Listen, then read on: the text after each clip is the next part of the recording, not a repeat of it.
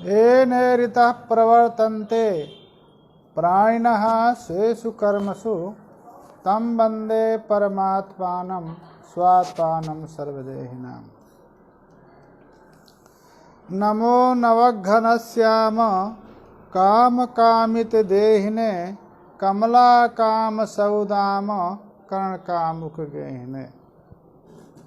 संस्कृत शौर्यम आमुख पटल के संचालक आदरणीय पंडित राजकुमार जी एवं वेदांत शास्त्र के अध्येता सुधीगण, पंचदशी प्रकरण ग्रंथ का 5वां प्रकरण समाप्त हो गया।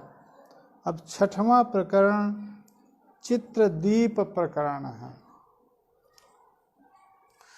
पूर्वोक्त पांच प्रकरणों में आत्म तत्व का विवेक, पूर्व में स्वतः आत्म तत्व का विवेचन, इसके उत्तर काल में पंचकोश से आत्म तत्व का विवेचन, फिर महाभूतों से आत्म तत्व का विवेक, इसके बाद द्वैत प्रपंच से आत्म तत्व का विवेक किया गया। अब एक ही आत्म तत्व के अनेक अवस्थाओं का निरूपण चित्रदीप प्रकरण में किया गया है। चित्र को दृष्टांत लेकर के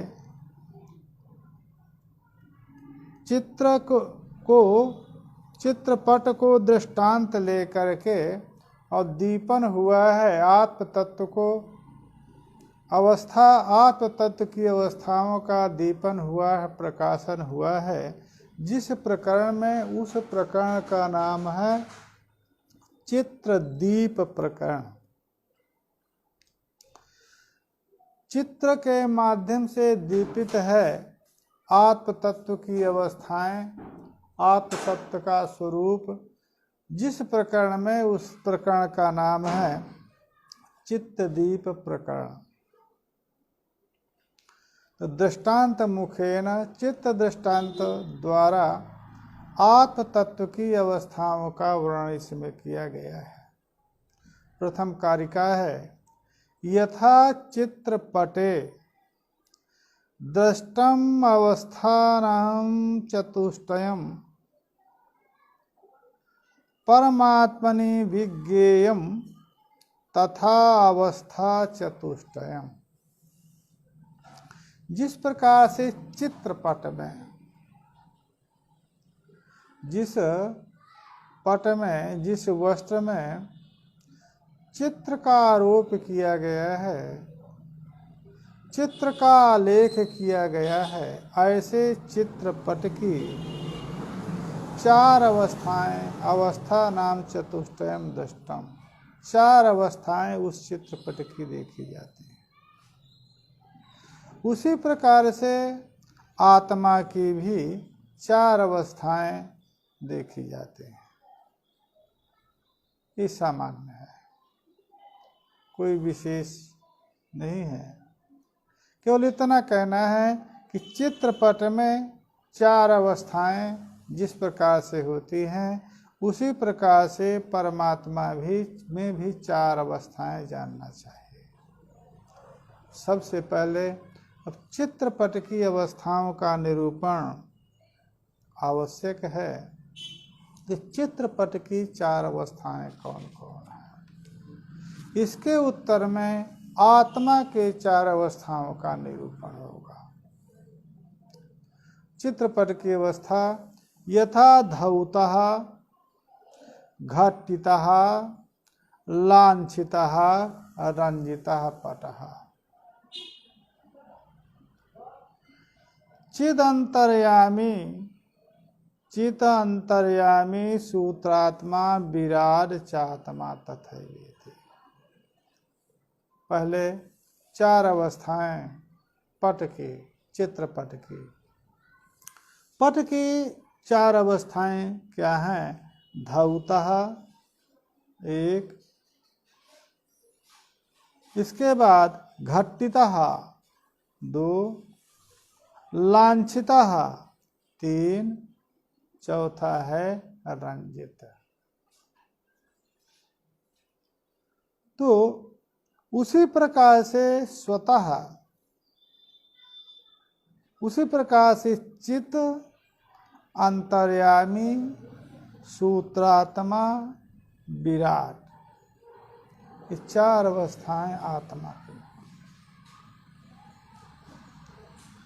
पट के में पहले देख लें। पटः स्वयं धौत है। प्रथम पट धौत है और उस पट में जब चित्र का आरोप करना होता है तो उसमें मसी लगाई जाती है, माड़ी, माड़ मोटा किया जाता है, चिकना किया जाता है। इसलिए पहला तो स्वयं पट स्वतः धौत है। इसके बाद धौत होने के बाद दूसरी अवस्थाएं हैं घट्टित। घट्टित पट मलि जो माड़ी है, माड़ है, लेप है, माड़ लेप से लिप्त, मंड से लिप्त जो है वो घट्टित है। दूसरी अवस्था क्या है उसकी? घट्टित होने के बाद फिर रेखाएं खींची जाती हैं। जैसा जैसा चित्र का आरोप करना है उस चित्रारोप के पूर्व में उसमें रेखाएं खींची जाती हैं, उसको कहेंगे लांछित। जिन जिन रेखाओं से जिन जिन रेखा जैसा जैसा चित्र बनाना होता है वैसी पहले चित्रारोप के पूर्व उस घट्टित पट में रेखाएं खींची जाती हैं। तो रेखा से युक्त तीसरी अवस्था उसकी हुई, वो हुई लांछित। इसके उत्तर में उस पट में चित्रों का आरोप किया जाता है। तो चित्रों का आरोप चित्रकार उसमें फिर चित्र आरोपित करता है, तब वो रंजित कहलाता है। पट पट ही है, वही पट है जो घट्टित हुआ। स्वतः धौत जो पट है वही घट्टित हुआ और वही लांछित हुआ और वही रंजित हुआ। तो पट स्वतः धौत है और उस धौत पट जो है वो उपाधि वसात घट्टित, लांछित और रंजित हो जाता है। कोई पट में भेद न होने पर भी उपाधि वसात पद के भिन्न भिन्न रूप दिखाई देते हैं। उसी प्रकार से जो आत्मा है वो आत्मा में कोई भेद नहीं है, अद्वय रूप है। उसका स्वतः रूप जो है चिद रूप है। तो स्वतः चिद रूप आत्मा है और वो चिद रूप आत्मा सर्व प्राणी अंतर्निहित होने के कारण, अंतः नियमन के कारण वही आत्मा अंतर्यामी। प्राणी हृदयावच्छेदेन अंतर्यमनत्वेन सर्वव्यापकत्वेन वो आत्मा अंतर्यामी है। और वही आत्मा, वही चित सूत्रात्मा है। और सूतात्मा तो परमात्मा माया तत्काल रहित चिद रूप है। माया योग से अंतर्यामी है और अपंचीकृत महाभूत कार्य समष्टि सूक्ष्म शरीर के योग से वो सूत्रात्मा है।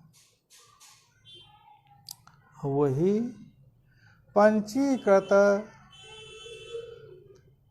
भूतकार समष्टि शरीर उपाधि योग से वही विराट है। आत्मा एक है, सकल उपाधिहीन चिद रूप है और तत्तद उपाधियों के कारण अंतर्यामी सूत्रात्मा और विराट है।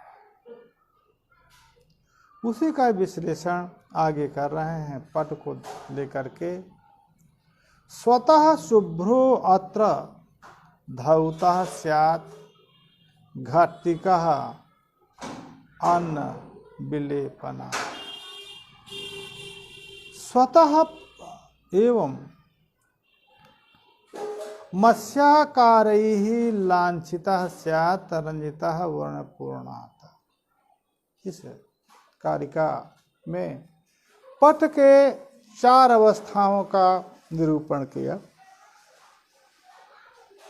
स्वतः शुभ्रो अत्र धौतः यथा धौतः घटिकः।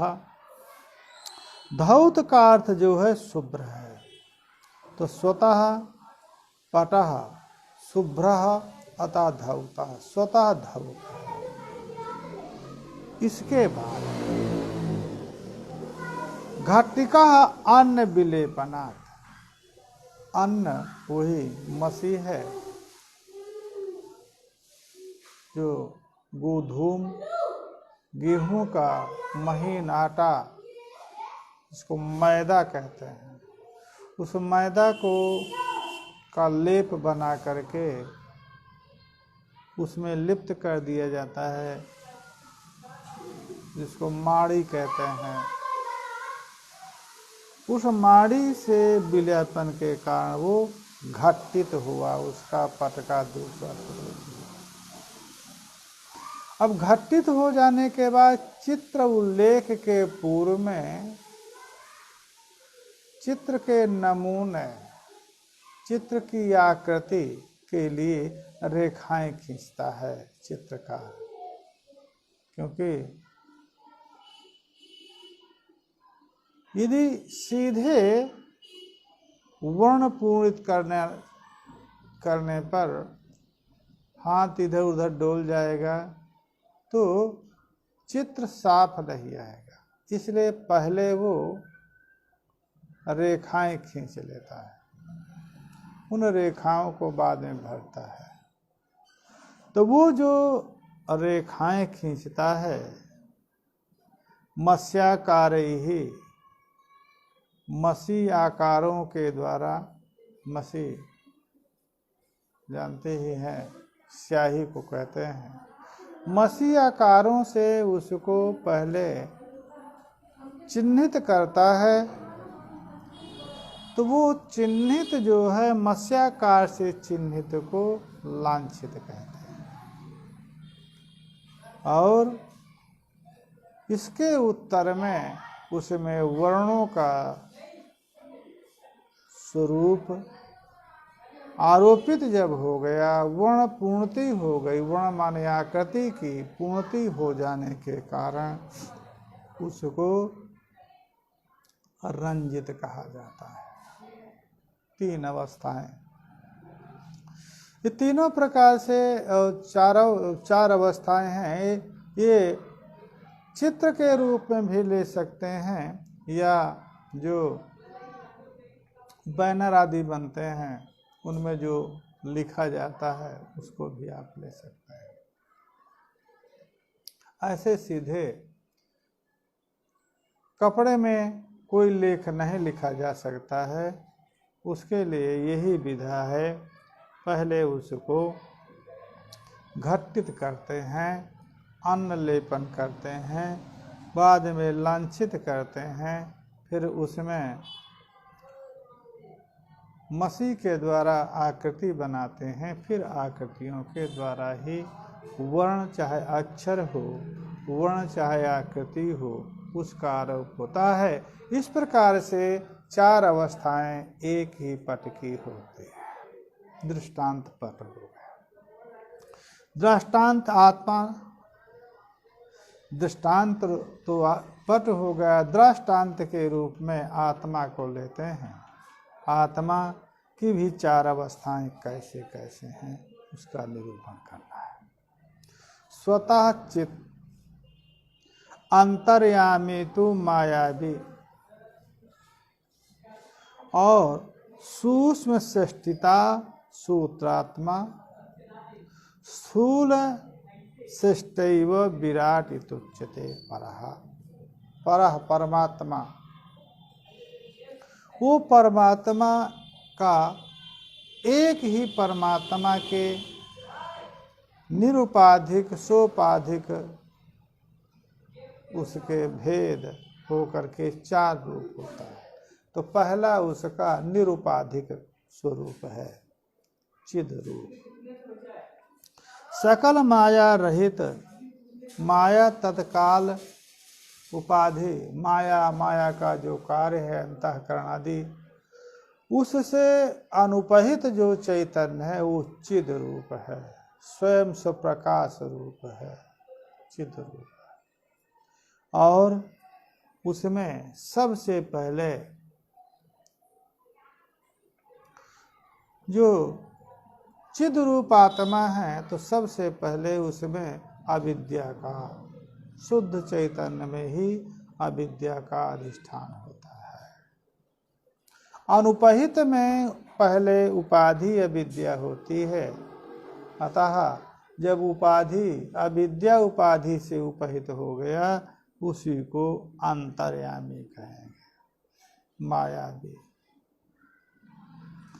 इसके उत्तर काल में माया अवच्छिन्न चैतन्य में ही अंतःकरण आदि का आरोप होता है। अंतःकरण आदि का आरोप माया अवच्छिन्न में ही होता है।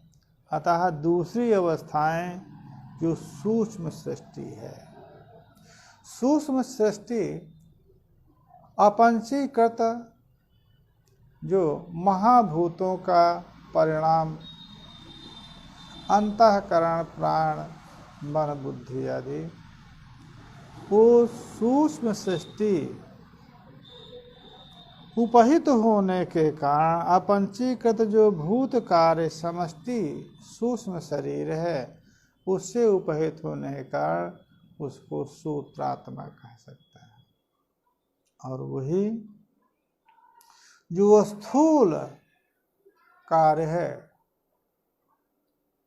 स्थूल जो पंचीकृत महाभूतों के उत्तर काल में चतुर्दश भुवन और तदवर्ती जीव अन्नपान आदि की उत्पत्ति हो जाती है, तब स्थूल शरीर की उत्पत्ति हो जाती है।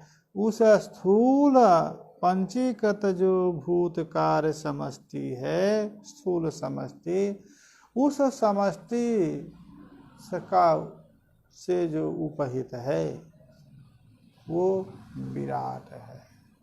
विशेषेण राजते इति विराट। जिस प्रकार से पट की चार अवस्थाएं हैं, उसी प्रकार से चित्रपट की जिस प्रकार से अवस्थाएं हैं, उसी प्रकार से परमात्मा की भी स्वाभाविक परमात्मा का स्वरूप और औपाधिक परमात्मा का स्वरूप, इस प्रकार से उसके चार स्वरूप हैं, चार अवस्थाएं। ब्रह्माद्याः स्तंभ पर्यंताः प्राणिनो अत्र जड़ाः अपि उत्तम अधम भावेन वर्तन्ते पटचित्रवत् अत्र परमात्मनः। अब यह परमात्मा में चित्रपट का दृष्टांत देने का क्या उचित है? तो चित्रपट का दृष्टांत देने का औचित्य इसलिए है कि जो चित्रपट है उस चित्रपट में वस्तुतः पट ही रहता है। आगे चल करके ग्रंथकार का तात्पर्य इसी में है। चित्रपट में पट से अतिरिक्त कुछ नहीं रहता है, परंतु उस पट में जो चित्र का आरोप हुआ है उस चित्र में नदी, तालाब, झरने, वन आदि दिखाई देते हैं। ना तो नदी है, ना तालाब है, न निर्झर है, न वन है, कुछ नहीं है, पट है। और पट में जो मसी है, रंग है, उस रंग को उसमें पट में डाल दिया गया है। परंतु उस जो रंग पट में रंजित कर दिया गया पट, तो उस पट रंजित पट में जिस प्रकार से नदी, तालाब, निर्झर, वन आदि की प्रतीति होती है, उसी प्रकार से इस ब्रह्म में भी ब्रह्माद्या स्तंभ पर्यंता, ब्रह्म से लेकर के स्तंभ माने छोटे गुल्म के पर्यंत, ब्रह्म जो जीव है, ब्रह्म से लेकर के गुल्म लताओं के पर्यंत जितने भी प्राणी हैं वो अत्र जड़ा अपि, ये तो प्राणी हो गए चेतन, और जो जड़ हैं वो जड़ भी पस्तरादे, जो जड़ जंगम से जो प्राणीवत नहीं है, श्वसन नहीं है जिनमें, ऐसे भी जो जड़ पदार्थ हैं वो उत्तम अधम भाव से उसी परमात्मा में चित्रपट चित्र के समान आरोपित हैं। उत्तम अधम माने जो मनुष्य आदि में जो चित्त की उत्कृष्टता है, चेतन शक्ति का अधिक्य है, ज्ञान शक्ति का उत्कर्ष है, इसलिए उत्तमता है। मध्यम रूपता पशु पश्यादि में है, अधम रूपता वृक्षादि में है, अधमाधम रूपता प्रस्तर आदि में है। वो सभी इसी परमात्मा में अंकित हैं, आरोपित हैं। जिस प्रकार से पट में चित्रों का आरोप है और उन चित्रों के आरोप के कारण कोई ऊंचा दिखाई देता है, कोई नीचा दिखाई देता है, कोई प्रकाशमान दिखाई देता है, कोई अंधकार में दिखाई देता है, वो चित्रों कुछ नहीं है, वो पट ही है। और पट में ही वो रंग है, वो वर्ण है, आकृति है, परंतु उससे वो संसार प्रतीत होता है। वस्तुतः पट ही है। पट से अतिरिक्त वो चित्र में आरोपित जो पदार्थ है, वस्तु स्वरूप है, वो तात्विक नहीं है।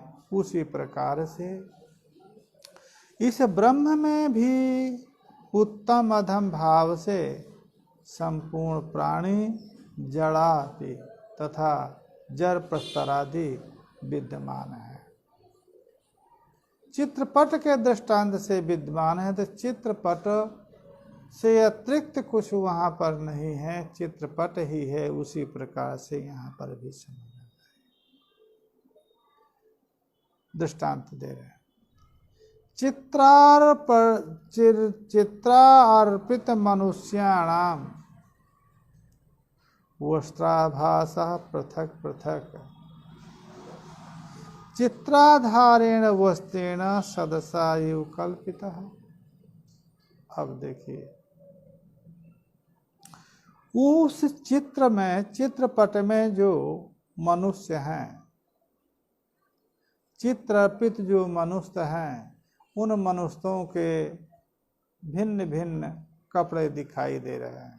कपड़ा तो नहीं है, परंतु चित्रकार ने अपनी चित्रता के द्वारा, अपनी लेखनी के द्वारा उनमें वस्त्रों को आरोपित किया है। मनुष्य को दूसरा वस्त्र पहना है तो स्त्री दूसरा, वो मनुष्य के भी वस्त्र, कटी वस्त्र दूसरा है, उत्तरी दूसरा है, और जो मध्य जो है कुर्ता आदि जो है वो तीसरा है। इस प्रकार से प्रत्येक जो पट हैं वो पटों की, आरोपित पटों की भिन्नता है। वस्त्राभास, ये पृथक पृथक वस्त्राभास है। चित्राधारेण वस्त्रेण, तो वो वस्त्र जो मनुष्य अर्पित, जो मनुष्यों चित्र में अर्पित मनुष्यों के जो वस्त्राभास हैं, माने आभास वस्त्र हैं, अतात्विक वस्त्र भास है, वो पृथक पृथक है। परंतु चित्राधार जो वस्त्र है, चित्र का आधारभूत जो वस्त्र है, उसमें सभी एक है। उसी में चित्रार्पित मनुष्यों में वस्त्राभास जो है, जो चित्रगत मनुष्यों के वस्त्रों का चित्रण किया है, वो वस्त्राभास तो पृथक पृथक हैं, परंतु एक वस्त्र वो भी है जिसमें चित्र आधारित है। वो चित्राधारित वस्त्र में पार्थक्य नहीं, वो एक ही है।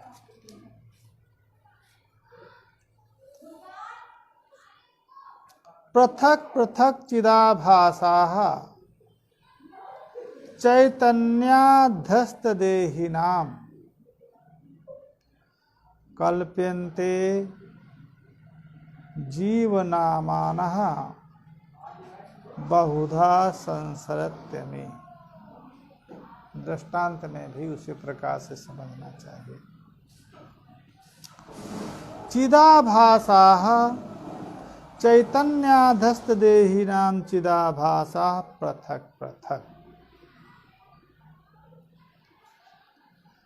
चैतन्य में अध्यस्त जो प्राणी हैं, उन प्राणियों का जो चिदाभास है, जो प्रकाश है, चिदाभासा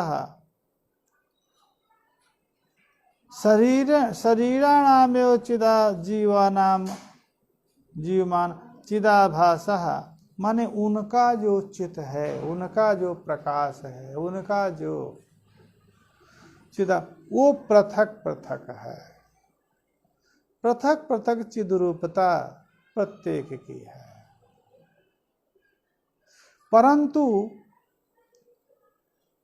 कल्पन्ते जीवाना जीव नामाना बहुधा, अतः एक ही चिद में अध्यस्त अनेक चिदाभास देहियों के, प्राणियों के भिन्न भिन्न चिदाभास चैतन्य रूपता प्रतीत होती है।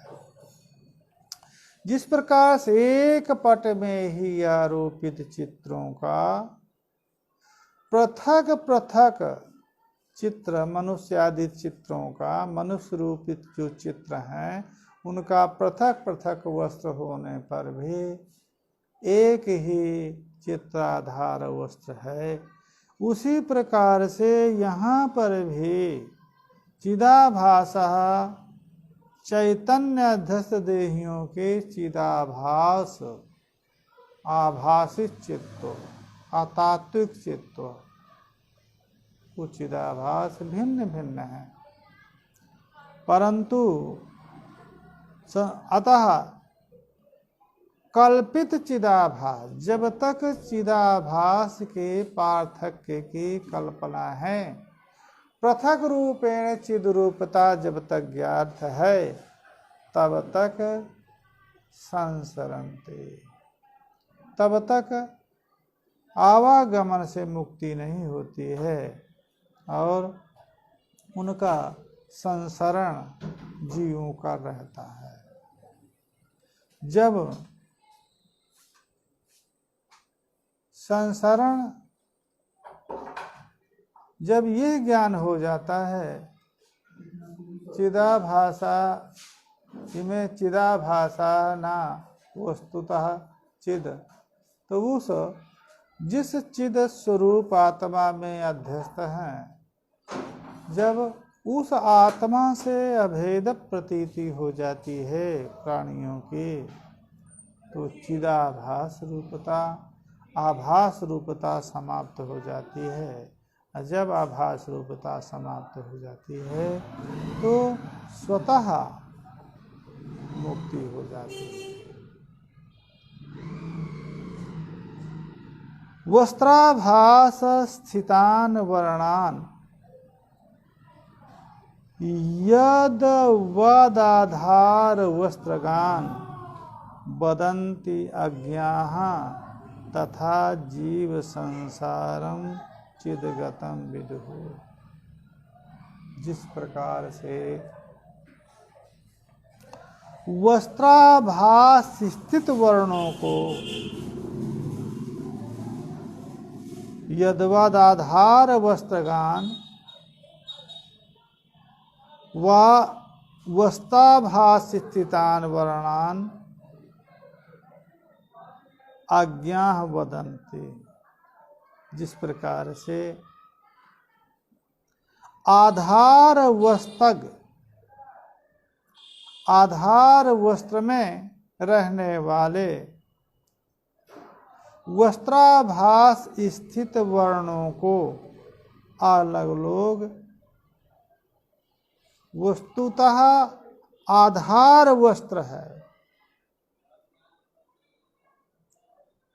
तो आधार वस्त्र में रहने वाले वस्त्राभास स्थित जो वर्ण हैं, जिस प्रकार से वस्त्राभास वर्ण कहते हैं, वस्त्राभास स्थित वर्ण कहते हैं, अर्थात वो जो वर्ण है वो वर्ण का आधार वस्त्र है, परंतु उन वर्णों का आधार वस्त्र है, परंतु उन वर्णों को आभास स्थित मान लेते हैं कि ये कपड़ा इस मनुष्य ने पहन रखा है, ये स्त्री ने पहन रखा है, ये स्त्री का वस्त्र है, ये पुरुष का वस्त्र है। इसी प्रकार से नदी झरणादि जो दिखाई देते हैं वहाँ पृथक पृथक, ये वृक्ष का रूप है, ये तना है, ये दाल है, ये पत्ता है, वो वृक्ष आभास है, वो वृक्ष आभास है। वो जो वर्ण है, पत्र का वर्ण हरित है, पुष्प का पीत है, ये वर्ण वस्तुतः वस्त्र के हैं, परंतु वहाँ पर जो वस्त्राभास स्थित हैं वृक्षादि, उनके वर्ण प्रतीत होते हैं। अज्ञा, अज्ञानी लोग उन्हीं के वर्णों को कहेंगे ये वृक्ष का वर्ण है, ये नदी का वर्ण है, ये भूमि का वर्ण है, ये पर्वत का है, ये मनुष्य का है, ये मनुष्य के वस्त्र का है। तो वो वर्णों का अज्ञ लोग समझते हैं वस्त्राभास स्थित मानते हैं। वस्त्र का जो आभास है, वस्त्र का जो अतात्विक स्वरूप है, उस अतात्विक स्वरूप के ही उनको वर्णों को मान बैठता है। वस्तुतः वो वस्त्र के ही स्वरूप हैं, वस्त्र में ही आरोपित हैं। आज्ञा तथा जीव संसारम चिदगतम विदुहु, उस प्रकार से ही जीव चिदगतम, जीव संसारम विदुहु, चिद में रहने वाले संसार को जीव का संसार समझ लेता है। वो संसरण जीव संसार को चिदगत समझ लेता है, वो संसरण जीव का है, चित्त का संसरण नहीं होता है। जिस प्रकार से वो जो रंग है वो वस्त्र का है, वस्त्राभास वर्णों को, वस्त्राभास स्थित वर्णों को यदवाधार वस्त्रगम विदन्ति। दूसरा अर्थ, वो वस्त्राभास स्थित वर्णों को आधार वस्त्र में देखा जा रहा है, अर्थात बुद्धिकृत कल्पित जो आभास हैं, वो आभासों को जब निरूपित करता है तो वस्त्र में ही निरूपित होता है। उसी प्रकार से यहाँ पर भी जो जीव संसार है, जीव का जो संसरण है, वो जीव का संसरण से का अज्ञ लोग आत्मा का संसरण समझ लेते हैं। आत्मा चला गया, आत्मा आ गया। चित्रस्थ पर्वतादीनां वस्त्राभासो न लिख्यते षष्ठीस्थ मृत्तिकादीनां चिदाभासा तथा नहीं। जिस प्रकार से चित्रस्थ जो पर्वतादि हैं, उन चित्रस्थ पर्वतादियों का वस्त्राभासो न लिख्यते प्रयोजनाभाव, जो गिरि नद्यादि चित्राभास कल्पना भावम दृष्टान्तम व सन्निधिते।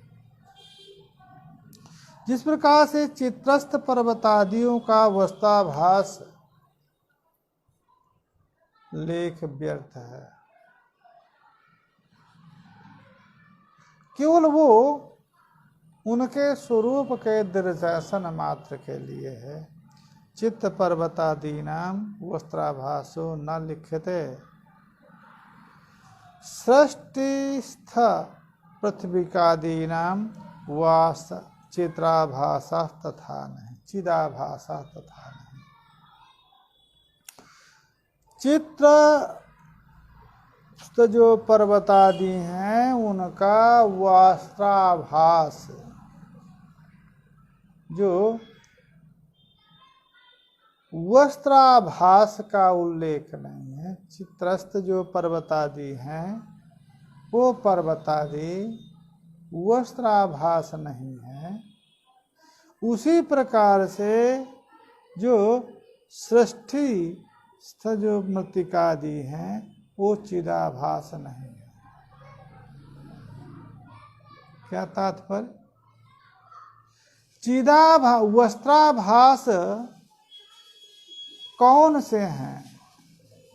जो वस्त्र में आरोपित पर्वतादि चित्र, पर्वतादि के रूप में जो चित्रण हुआ है वस्त्र में, वो पर्वतादि वस्त्राभास है। और जो वास्तविक पर्वतादि हैं, व्यवहार योग पर्वतादि हैं लोक में, वो वस्त्राभास नहीं है। आभास माने अतात्विक, वस्त्र के अतात्विक स्वरूप वो पर्वतादि नहीं हैं। जो व्यवहार अर्ह हैं, वास्तविक हैं, वो जो चित्रित किए गए हैं, चित्र रूप में आरोपित हुए हैं वस्त्र में, वो पर्वतादि वस्त्राभास हैं, वो पर्वतादि अतात्विक हैं। उसी प्रकार से सृष्टि में स्थित जो मृत्तिकादि हैं, व्यवहार अर्ह, वो चिदाभास नहीं है, चित्त का परमात्मा के अतात्विक रूप नहीं है। अतः संसार परमार्थोयम संलग्नः स्वात्म वस्तुनि इति भ्रांति अविद्या स्यात् विद्यैव एषा निवर्तते। इसलिए अब ये जो प्रतीति है, उसी प्रकार से कि जिस प्रकार से चित्र के दृष्टांत में, चित्र में पट में जो चित्रित हैं पर्वतादि, वो तो चिदाभास हो सकते हैं, उनसे अतिरिक्त जो है वो चिदाभास नहीं होंगे, माने अतात्विक नहीं होंगे, तात्विक होंगे। उसी प्रकार से सृष्टित जो मृत्तिकादि है वो चिदाभास नहीं होंगे, चिदाभास नहीं होंगे तो तात्विक होंगे। संसारः परमार्थोऽयं संलग्नः स्वात्म वस्तुनि इति भ्रांति अविद्या। इसी प्रकार से अब ये सोचना होगा, परमार्थतः अयं संसारः संलग्नः स्वात्म वस्तुनि, स्वात्मा स्वस्वरूप आत्मा, स्वस्वरूप आत्म वस्तु में ये परमार्थतः अयं संसारः संलग्नः, कोई ये समझ सकता है ये संसार परमार्थ है, वे वास्तविक संसार है, वास्तविक संसार ही आत्मा से संबद्ध है। तो जब वास्तविक संसार होगा तो उसकी निवृत्ति वास्तविक की निवृत्ति नहीं हो सकती है। कहा यही भ्रांति है, जो ये मानते हैं कि सृष्टिस्थ जो मृत्तिकादि हैं, जो व्यवहार अर्ह संसार है, वो चिद का आभास नहीं है, जो ऐसा समझते हैं। तो संसार परमार्थ है और परमार्थ परम प्रयोजनार्थ संलग्न है स्वात्म वस्तु में, यह भ्रांति ही अविद्या है। इस भ्रांति अविद्या की निवृत्ति विद्या के द्वारा होती है। आत्मा भासस्य जीवस्य संसारो नात्म वस्तुनः इति बोधो भवेद विद्या लभ्यते असौ विचारणा। आत्मा भासस्य जीवस्य संसारः, आत्मा भास जीव का संसार है, आत्मा का संसार है।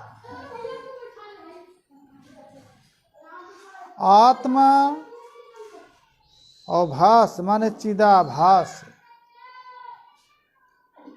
चिदाभास चित प्रतिबिंब चिदाभास रूप जो जीव है, वो आत्माभास जो जीव है उसी का संसार है, उसी का संसरण है, उसी की जन्म मृत्यु है। नात्मस्तुनः न जायते म्रियते वा कदाचित्। आत्मा का संसरण नहीं है, आत्मा आवागमन मुक्त है, यह बोध है, ये विद्या है। यही ज्ञान। आत्मा आवागमन से मुक्त है, जन्म उत्पत्ति जरा मरणादि से मुक्त है। यही ज्ञान आत्मा का वास्तविक ज्ञान है। उसी को विद्या कहते हैं। इस विद्या की प्राप्ति विचारणा। वेदांत शास्त्रों के विचार के उत्तर में ही इस तत्व ज्ञान विद्या की प्राप्ति होती है। विचारणात् लभ्यते। इसलिए सदा विचारे तस्मात् जगत जीव परात्मनः जीव भाव जगत भाव बाधे स्वात्मैव शिष्यते। इसलिए हमेशा विचार करना चाहिए। जगत जीव परात्मनः। किं जगत कः जीवः कस्य परमात्मा। यह विचार हमेशा रखना चाहिए, क्योंकि तीनों मिलित हैं। जीव परमात्मा से भिन्न नहीं प्रतीत होता है। परमात्म रूपता ही उसमें है। उसी जीव के साथ साथ जो संसार है वो भी उसी के साथ साथ प्रतीत है। तो संसार जो देह इंद्रियादि हैं, इनमें भी आत्मबुद्धि है। अहम जाने, अहम संकल्पयामि, अहम विकल्पयामि। आत्मा में भी आत्मबुद्धि है, शरीर में भी आत्मबुद्धि है। तो जीव क्या है, जगत क्या है, परमात्मा क्या है, इसका विचार अवश्य रखना चाहिए। इसका विचार शास्त्रों के द्वारा इसका निश्चय विवेक विचार करना चाहिए। जीव भाव जगत भाव बाधे। जब परमात्मा में जीव भाव जीवत्व और जगत भाव का बाध हो जाएगा, न परमात्मा कर्ता भोक्ता जीव रूपः